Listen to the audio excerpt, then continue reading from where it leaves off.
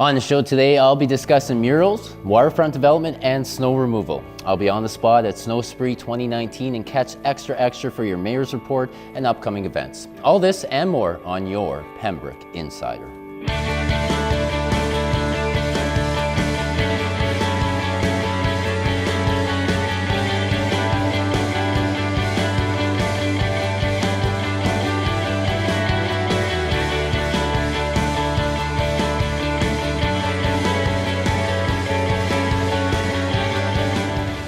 Hi, I'm Cory Nagora. Welcome to the Pembroke Insider Council Committee Review Show. This is our premiere show here on your TV. I did start this as a show 3 months ago as a way to provide more information while showing accountability and transparency of our local politics. If you're interested in previous episodes, you can go to the Pembroke Insider Facebook page. We have lots to get to, so I'm going to pass a motion to move on. Members of the Ottawa Valley Creative Arts Open Studio, or OVCHAOS, presented their proposal for the Pembroke Youth Mural Project. In spring of 2018, OVCHAOS asked the city for a letter of support for an Ontario Arts Council grant proposal, which focused on a project to create a mosaic mural with the Pembroke youth. In June of 2018, OVCHAOS informed the city that it had been successful in the grant application in the amount of $19,800.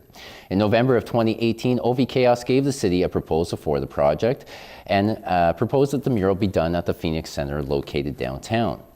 Now, the mural design would come from the local youth through 3 phases: research, which involved 4 workshops about the lives as a young person living in Pembroke; design, where lead designer Megan Spencer would develop a series of designs over a 2-week period from the research; and creation, where the lead artist and youth intern would meet with participants weekly to create the mosaic mural from May to August of 2019. Now, OVCHAOS had only minor requests from the city and will be using Giant Tiger Community Room for the project. Project partners for the proposal will include OVCHAOS, the city, the building owner, Renfrew County Youth Network, and Red Dress Productions. City bylaws do allow for murals in the downtown core, but only with the Pembroke Heritage Murals Committee approval. The PHMC did not support the project. Councillor Abdallah, a member of the PHMC, explains reasons why. The Heritage Murals Committee, and their main concern was that it didn't fit into the heritage mandate of the downtown or C3 zone, and they didn't want it located in the C3 zone or really any area in the city per se. But I was thinking about it, and I said, beautiful project, we have to have a compromise, and I'm meeting with them tomorrow. Once OVCHAOS received the news, it searched for a new location and instead decided on the Family and Children's Services of Renfrew County, located at 464 Isabella Street. The city was provided with 4 options. Option 1, the city provides no support to the project. Option 2, the city provides some support but doesn't support outdoor to an indoor installation. Option 3, the city provides some support as per request and supports 464 Isabella Street. And option 4, the city supports original proposal and overturns the PHMC. This was all outlined in the report provided by Heather Sutherland, the Tourism and Communications Officer. The council wasn't fully in agreement, and here's some of what they had to say. Mary, why is it to us to decide where to put this mural? I think we let the group and FCS decide for themselves and just provide our support in that regard. Did not seem to be anything that I would not want to see, especially what it represents. Okay, and being on the outside of the Phoenix Centre downtown, I think that it would speak volumes to our support of youth. I understand that we do have a murals committee, but in my train of thought, this is a little different than the murals that are painted on the sides of large buildings. I don't think we should be, and I respect their opinions, but I don't think that we should be completely dictated to in this sense, because this is a different kind of mural. My suggestion is we don't even know what it's going to look like yet. If it's something that's going to be really radical and stand out and like people are like, oh my God, what did they put on that beautiful building that's already got a facelift? Phoenix Centre was all redone a few years ago. But how do we know it's not going to look beautiful? We also have facade improvement grants that go to people that are using certain colors, you know what I mean, and they're in the front of their building. To me, it goes more for facade because it's on the front of a building rather than heritage murals. The family, that made my day when I read that, when I'm looking at the difficulties of where we want to put this. But the collaboration, I think, is fabulous. And I agree fully with the motion, so I think it'll look great, especially on 77 Mary Street. But I think it'd be, it's an excellent building to put it. And it really does send a nice message to the community. Thank you. Youth helping youth. Thank you. I like where this is coming from. It's youth, but it's a different type. So I too was ecstatic to see that the group, this youth group, went outside the box and said, okay, so if the city wishes to maintain a certain feel or look to certain areas, what can we do to try and coexist in the same municipality? So yes, we have roots. The city of Pembroke is quite old, but at the same time, there are sections of Pembroke that are not as old as others. We strive to have new subdivisions and so forth and expand, and you're not going to get that heritage feel in all aspects of the municipality. So I will call the vote. We have a motion by Councillor Plummer, and seconded by Councillor Abdallah for option 3. The city provides in-kind support as per the request, and the city supports the outdoor location at 464 Isabella Street or 77 Mary Street, not zone C3, but zoned with I, which would require an exemption to the current bylaw, I'm certain. So, I'll call the vote. Who's in favor? Oh, recorded vote. Mr. Lapierre? Mayor Lemay? Yay. Deputy Mayor Gervais? Yay. Councillor Abdallah? Yay. Councillor Fernier? Nay. Councillor Plummer? Yay. Councillor Giacono? Yes. Councillor Reevy? Yay. 6 yeas, 1 nay, the motion carries. Thank you.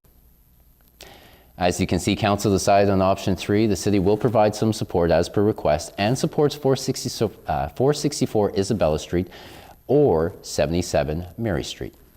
Next, waterfront land development. In 2017, committee directed staff to prepare waterfront property for potential development, as you can see here in the map. A is a large green space that's been used for a variety of events, and B is the marina parking lot. Prior to development, various assessments were made, including an environmental assessment. Phase 1 testing was completed on both sites.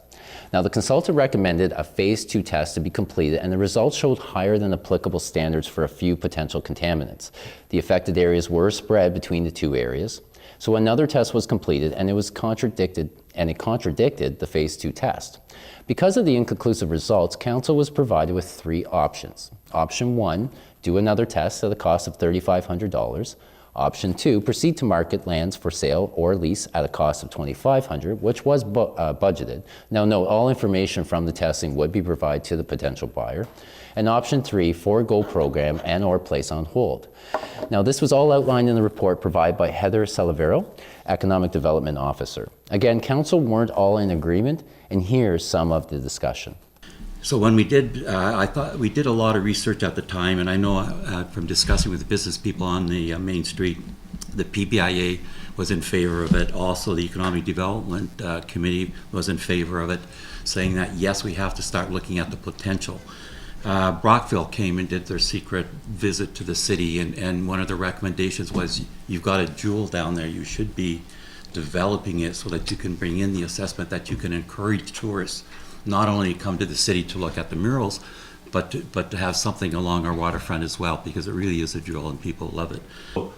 I'm in favor of development, but not without proper public input and due process. So that land is green space owned by the ratepayers of Pembroke. And I don't think we should be deciding tonight on leasing land or selling it until we've had proper town hall meeting, survey, community input of ideas for that. Anybody I've spoken to don't want that green space where the Waterfront Festival used to be sold. The parking lot might be a different thing. Some people mentioned a restaurant on a pier off of that area or something. I know we have to redevelop the marina, but you know, we need a master plan for that park. We need community input.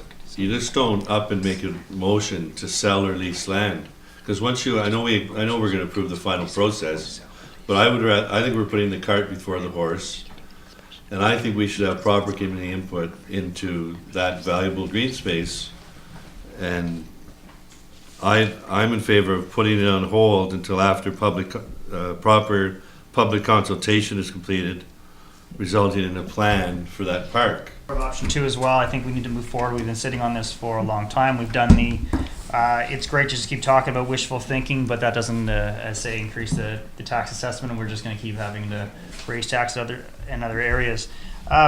I looked at Kingston as a great example of a redevelopment, that when they did their downtown visiting all the way to the waterfront, now the marina is bumping, there's hotels, there's commercial, there's residential, there's everything going on down there.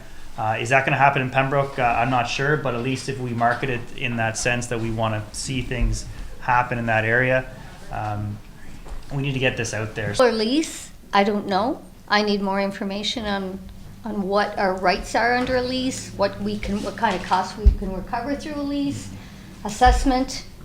If we still own it, I don't know how does that work with assessment and how the tax roll, I don't know. So when it comes to sale or lease, I'm not prepared tonight until I have more information about, how do you lease property if they're going to build. So let's say it's a hotel with commercial on floor. So how do we lease it? What are our rights under a lease, and what kind of costs can we recover through? Because we won't be taxing them, taxation, water. How would that work? Now, I found the discussion rather interesting, but in the end, option 2 was decided. I do like this decision. I think we should be developing the waterfront. So, carry on. Snow removal. Snow, snow, and more snow. I, like many of you, are getting sick of winter and can't wait for warmer weather, shorts, and sandals. Now, hopefully, the groundhog can predict the weather, and it's only 4 more weeks till flooding. Now, in the meantime, one member of the public came forward to council with a request, and here's some of what William Halkett had to say. Time that I'm going to try to have the city give consideration to seniors regarding snow removal. I'm not here for me personally. At 77, I'm still in reasonable health, and I do have a 24-inch snowblower with ice cutters. I've always been asking only for others to give thought and perhaps help, not every snowfall, only 3 times a year, 3 to 4 times a year. That's when the snow is extra heavy, or when it's sticky and it melts and freezes, which happens about 3 times a year. And when this happens, this is really severe heart attack country for seniors. It truly is. Now, it has been a difficult winter for sure, and I definitely appreciate that my neighbor is nice enough to snow blow the end of my driveway. Now, while council considers this request, I think that's good for residents to help out those that may not have the means to do it themselves. So that's it for the first portion of our show. On Extra Extra, I'll be mentioning anything I missed in the first portion, along with the fire report and the mayor's report. As well, next on, we'll be on the spot with Snow Spree 2019.